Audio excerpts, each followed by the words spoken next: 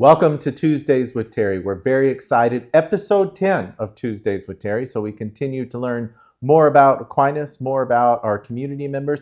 We're very excited for our show today because we're going to do something a little bit different on this episode. We are actually going to start with Biscuits Corner because we have two special guests here today. We have Yesenia and Pancho.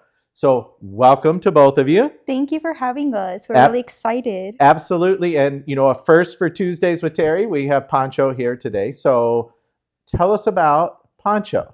Yes. Well, Pancho, we found him about 10 years ago at my first job when I was 16 at Burger King downtown. Okay. And he's been with us ever since. He loves being here at Aquinas. I did my undergrad here, so he kind of really supported me throughout my time here at Aquinas. And he's back here at the TRIO program just to spread more love and more joy, making sure that students are feeling supported here. Excellent. And it's great to have him here because, clearly dressed for the occasion with the bow tie, the whole bit. Very, very nice. So Pancho, welcome. And, as you think about, the impact, I think we talked a lot on the show, Yesenia, about the aspect of the importance of pets and the importance of the connection they have to each individual that comes on the show. Definitely. And I also heard that you have a dog. Yes, I do. So the aspect of Biscuits Corner is coined out of our yellow lab that we have that very much, is a part of many things that we do and has walked across campus with me multiple times. So, wow, that is so beautiful. So it's great to have you on the show. I think a lot of folks, it's an opportunity for us to not only get to know you, but also kind of what you do here at Aquinas. So tell us a little bit about how you got to Aquinas, Yes. Like that story. Yeah. Yeah. So around the same time I found Pancho, I was around 16 and I was at Innovation Central just down the street and I was wondering, do I want to go to college? I start having those thoughts. I'm a first-gen college student and high school student. And so I was dual enrolled here at Aquinas College during the summer Math Alive program. And that's where I met Sarah Haviland and Professor McDaniel. And I took some algebra classes. I was like, I'm first-gen. I don't know if college is really for me. Can I be successful here at Aquinas? And so I remember the first day my parents dropped me off for the program. It was a beautiful summer day. The campus I fell in love with. And I was able to successfully pass that class, earn 3 credits at Aquinas, and that's where it kind of gave me the confidence of I can go to college, and Aquinas is the place for me, right? The professors are amazing. The campus is amazing. And so I was able to enroll, and I graduated in 2020 with majors in community leadership and Spanish. So that's awesome. It was amazing. And afterwards, I was a business consultant for a while, but I definitely knew I missed Aquinas. I was part of the TRIO Student Support Services program here. And so when they offered up the position for Experiential Learning Coordinator, I just knew I had to apply. And so that was about 2.5 years ago. And so now I have the amazing opportunity and honor to serve students who are either first gen, have are low income, or have a disability. So putting on programming, advising students, and making sure that they have the support to really be here at Aquinas, but also graduate. And when you talk about programming that you do out of your office, talk a little bit about some of the things that have happened, but also some of the things that are upcoming. Yeah, so all our programming is connected to academic success, financial aid, personal growth, and grad school development. So we just took 16 students to Washington, D.C. 2 weeks ago for spring break. And just getting all the feedback, right? It was amazing. A lot of our students got to know about budgeting. How do you budget? How do you make sure I have enough money to get all my meals paid? Pay for the metro. So those were just great experiences that you can't read in a book, right? You don't know how to ride the metro. You don't know how to be in an airplane until you get there. And so that was just one amazing thing. We also have our first gen graduation ceremony coming up. And so this is our second time. And I have it on the calendar. Thank you. We're really excited. And Forefront Credit Union gave us a donation for that, which was super amazing. And so now we're able to celebrate our first gen graduating students, which is an amazing accomplishment that they have. And as a first gen college student, I got my pin here from Nisha today. So definitely excited to have that. And I think as well, it's an important piece of understanding not only that pathway. And I heard the DC trip was great. Yes. I heard students loved it, learned a lot, but also learned a lot about being in a major city. Right. Yeah, being in a big city. And Pancho too, he has traveled with us to other countries driving and stuff. And so it's definitely great to see that budgeting, to be outside of the box. Aquinas is great, but it is a little small, right? And so going to a big city and having that experience, it was even students' first time getting on a metro, getting on the airplane and being out of the state. So Pancho, we got to focus on Pancho for a Yes, second again. he's definitely. Yeah, he's ready for another moment. Yes. So what are some of Pancho's favorite things? Like if you were to describe some of the things that are Pancho's favorite things. Pancho loves sitting on the couches in our TRIO lounge in the library and just waiting for students to come and cuddle. He's like, how are you feeling? How is it going? He loves rotating on the couches and making sure that everyone's feeling supported. Long walks. Liz, one of our student workers, he loves her scarves that she knits him. She has knitted him a blanket. So definitely repping different Aquinas apparel from students. Oh, excellent. Excellent. Now, does Pancho have a favorite treat or a favorite snack? Oh, I mean, we don't really allow him to eat human food. So if you threw him a little protein anytime, he'll appreciate it. He'll appreciate it? Okay. Yeah. Excellent. Oh, Pancho, that got him. Yeah, he's looking out. Yeah. He's like, well, you promised me a treat. You're talking about a treat here. Ah, there it is again. And as you think about things that you want to continue to do and program ideas for the future, what are some ideas that you think, we could explore, working with your area in the future? Yeah, I think that there's so many opportunities. Just students coming back from DC, they're like, Yesenia, when's the next trip? What are they doing? What are we learning? So even looking forward, local trips, even to Chicago, students, I didn't realize that there was not lots of students that haven't been to Chicago, and maybe even getting connected more with career services. I think students know what they want to, they come to Aquinas knowing what they want to major in, but it's connecting those dots. How do I start my network? How do I start my LinkedIn? How do I start building those connections? So I think a lot of it is going to be more about how can we get connected to the careers. We live in Grand Rapids. There's so many amazing companies and nonprofits in the areas. So how can we make sure our students are getting connected to those services? So one of the things, and you probably knew I was going to ask about this, that you did new, something you tried new, say in the last year. There's something that you did that surprised me. Oh. That was brand new. And we briefly talked about it, I think. And what have you done in the last year that was new and exciting for you, an adventure? Oh, me personally? Yeah. Ice climbing? Yes, that is it. That is it. Yes. I'm trying to make sure. Yes, ice climbing. Yes. Yeah, so I'm part of the Latina network here and the area, and one of the amazing people, Lorena, she's just a community organizer that wants to have more people of color outdoors. And so she invited me to be a part of that program. It's called Color Out here. So it's for BIPOC people to be outside to learn. And so we were able to go up to the UP about a month and a half ago, so in February, and go to the ice climbing festival, which I'm a Michigander. I didn't know that we had ice climbing in the the UPRP. And so that was amazing. It was physically and mentally hard because sometimes, like, when you're in the grind, right, like in college, like you just want to give up. You just think like, oh, well, I'm not the first in my family anyway, so it doesn't really matter. Like if I don't graduate or if I don't conquer this, like, well, it doesn't really make an impact, right? Because like no one else in my family has done it, and no one's gonna really know if I don't do it, right? And so it was kind of pushing myself to how can we do that? And so that was definitely for me experiential learning. So it's great to come back to the students and bring that to, like, when you're doing things out of your comfort zone, that's where really growth is born. Yep,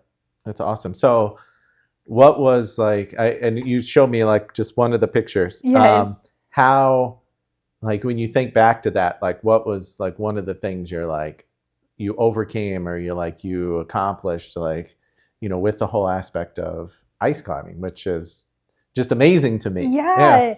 I remember being in the middle and I was thinking it's as easy to quit than it is just to keep on going, right? And so I was tired. You can definitely feel your arms and your legs caving in when you're trying to like get in the ice picks. And you're like, oh, it's burning. I don't think I can like push through this. And it's like, no, I can take a break. Like, oh, you can actually take a break when things are getting hard. You don't have to quit. Take a break, take a breather. And then like I was able to trust the person that was holding me with the rope and be like, take a break, Yesenia, shake it off, take it for 5 minutes, and you can keep on going. And that's how I was able to get over like that 40 feet wall, because I was like, the first time I was like, I can't do it. And I'm the shortest one in the group. I was like, oh, you do not see me going up there. But it was good to like, you can take a break. And when you're doing your academics too, like take a break and you can keep on going. Yeah. And I think that's an important piece. I think we need to remind our students often that, college is a process. It's a grind sometimes over time. And it is okay to take a break and just reset. And we know there's an area that students can come and take a break, see Pancho on occasion, and just kind of enjoy themselves. Yeah. And I think that's an important piece that we need to remind our students often is like, it's okay to take a break. And I think there's something we remind folks all the time anyway, Yeah. whether that's our faculty, staff, students, community members, individuals we work with, is it's okay to take a break and then reset and come back. Which, oh, look, Pancho's just relaxing now, comfortable in the spotlight. I want to thank you for taking the time to come on the show. This is fantastic. And thank you, Pancho. Say thank you, Pancho. Yep. Very, very, very excited that you were able to do this and talk a little bit about what you do here. And we got a chance to get to know you. So we will be back here with our next guest on Tuesdays with Terry and look forward to seeing you shortly.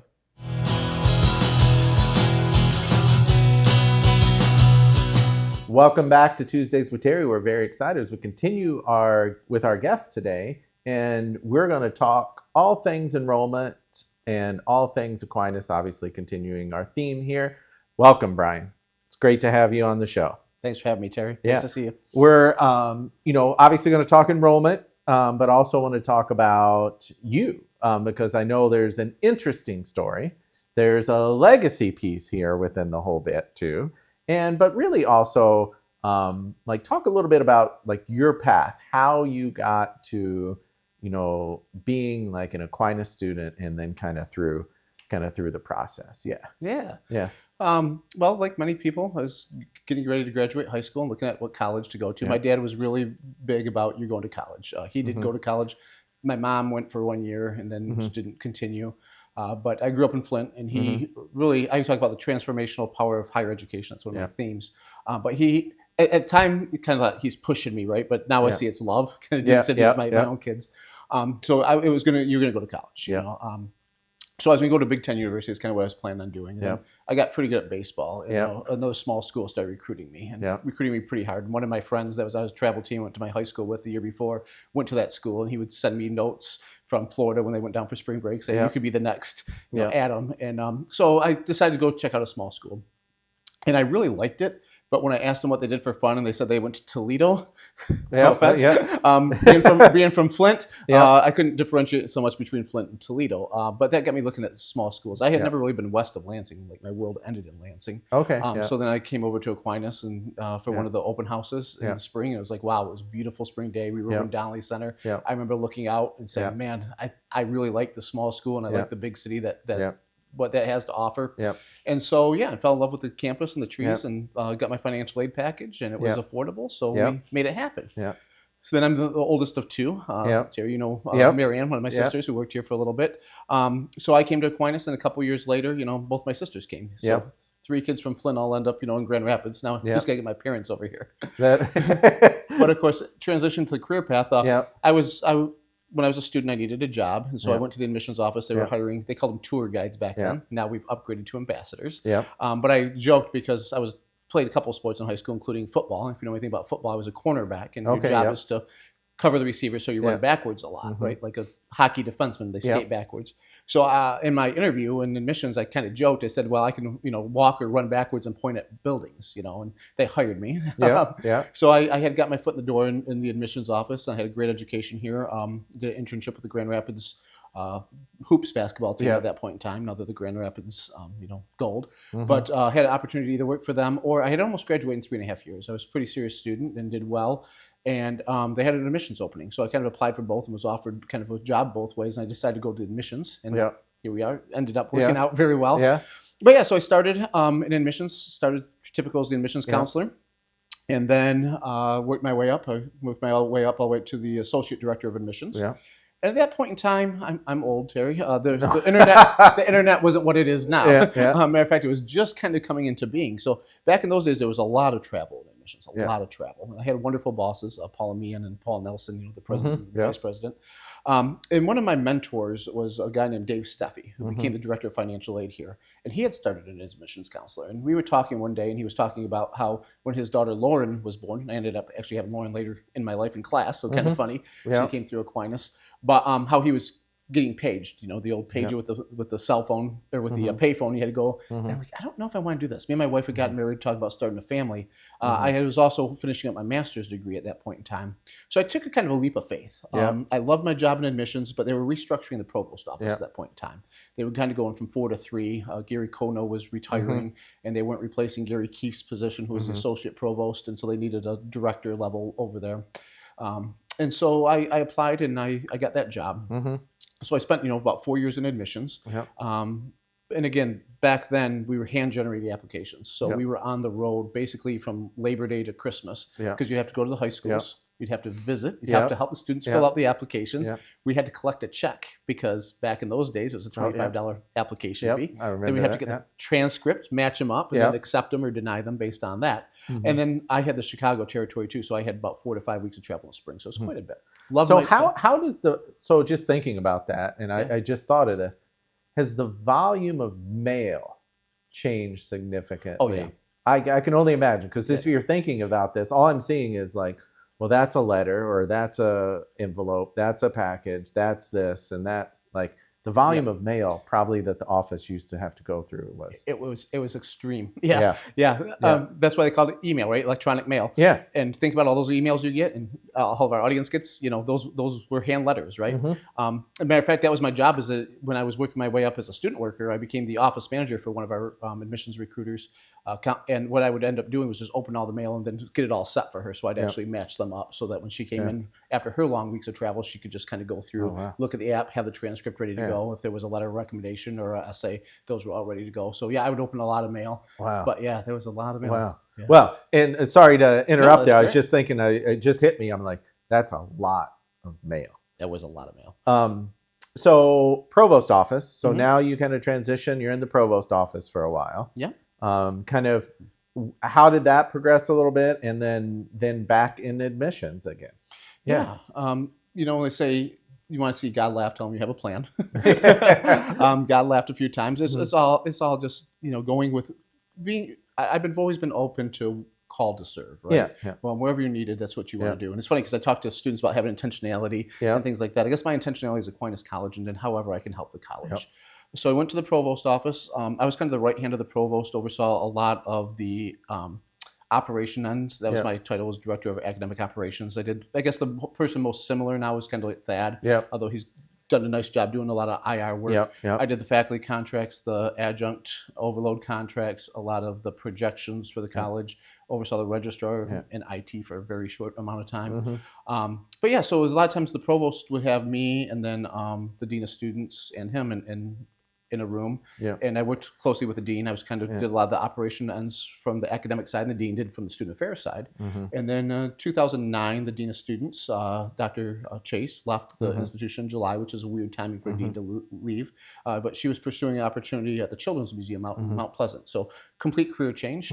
And so then they divided up the job of the dean between me, the provost, and the vice president of enrollment, Paul and me at the time.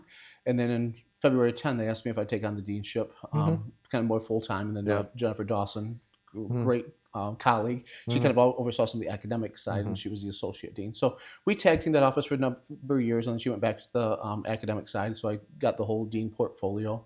Then I remember in 2012, Dr. Oliveris called me, President Oliveris, and very direct. We talked a lot. He said, Brian, I'm going to change your title to Associate Vice President of Student Affairs instead of Dean of Students. I said, okay, what does that mean? He goes, well, I want you to join the cabinet. We need to have a student voice on cabinet. And deans don't go to cabinet. VPs and Associate Vice Presidents don't. And then anticipating the next question, he goes, and no, there won't be a pay change. So I did that. I really loved my time in the Dean of Students office. But that's, as you know, that's about 7 years from a Dean of Students is forever. Yeah. And about 7 years, I get the 7-year itch, right? And so I started having conversations with Dr. Quinn.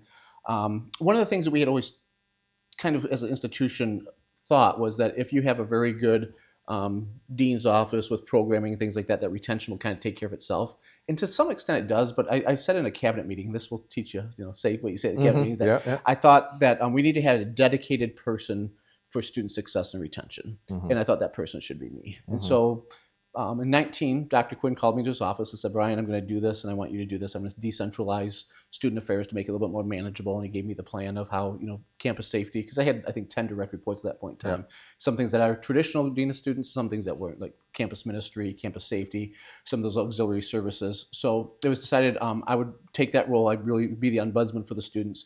And then I would take all the academic support with me as well. So core and TRIO and the student support services. But then the question became, where do I report? Because do I report to the provost or do I report to the vice president of enrollment management? They both were interested in having me in their portfolio.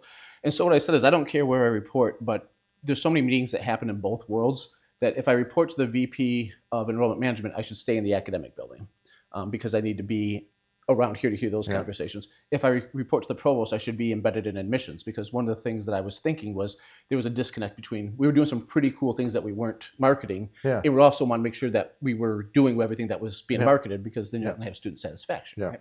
So it was decided I'd report to the provost, but I would move over to Ruby Hall. So I moved back to Ruby Hall in 19. And the pandemic hit. Then we went through kind of some enrollment leaders pretty quickly at that point in time. We had a lot of stabilization between, Mike Keller and then Paula Me, and then Tom left, and there was Angie, and then Damon and Jeremy, and then Aaron, and then back to Jeremy. So I had always had a good relationship with admissions. I had always, been a lot of times in those meetings, just trying to help out the leader. That I always knew it was a tough job, right? I think the president, provost job are very tough. So as the lead fundraiser, the lead, admissions generator are also some pretty tough jobs as a CFO. Again, was asked to take on the role in an interim basis, and then a couple months later, Dr. Cordoba asked me if I'd take on the, we talked and I took on the role for the get-go. So that's been 3 years now, I guess. So how many total years is it?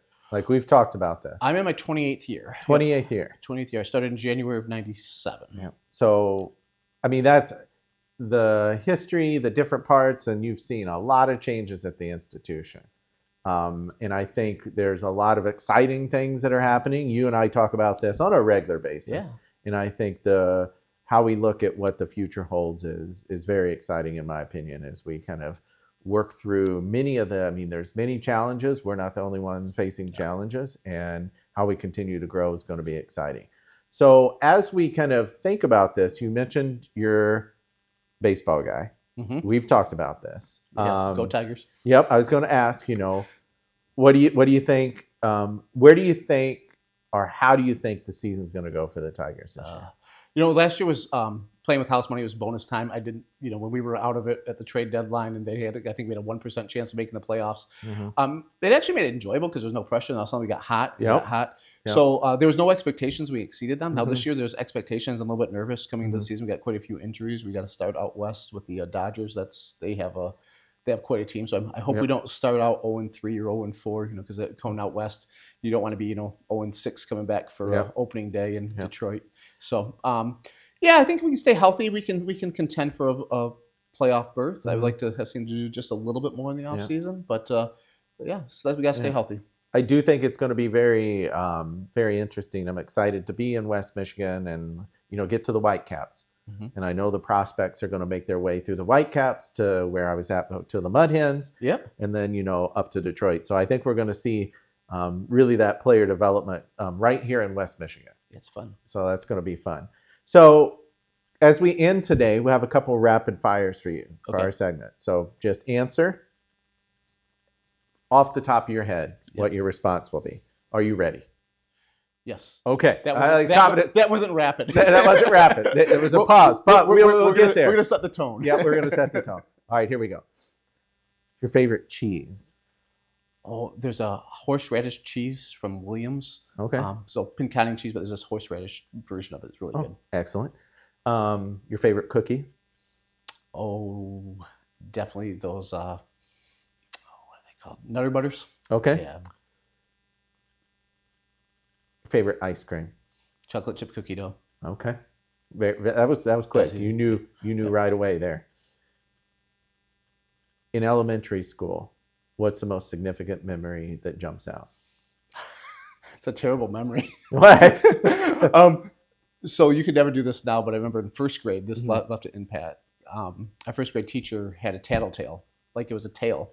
And if you got caught tattling, they pinned it on you. I never got caught tattling, but I remember a couple of people having to wear that around for a day. And I remember We had the tattletale when I was younger. It did not happen. We do not teach that. Nope. And then finally, if you could get a voucher to fly anywhere, but you had to leave in the next 2 hours, where would you go?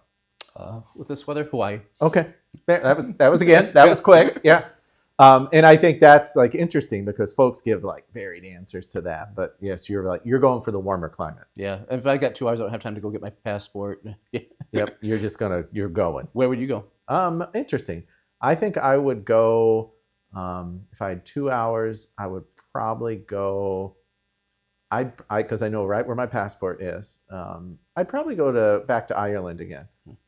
Ireland or Germany. Just to visit as well. So I got, obviously close friends in Ireland. I think I'd make that happen. Yes. That'd be fun. I mean, the warmer weather, though, is kind of a bit of a call. We were spoiled, right? Yeah. Like the last week and a half, week or so. Spoiled with spring weather. But Brian, appreciate it. Thank you for coming on the show. Always a pleasure. Thank you, too. Thank you.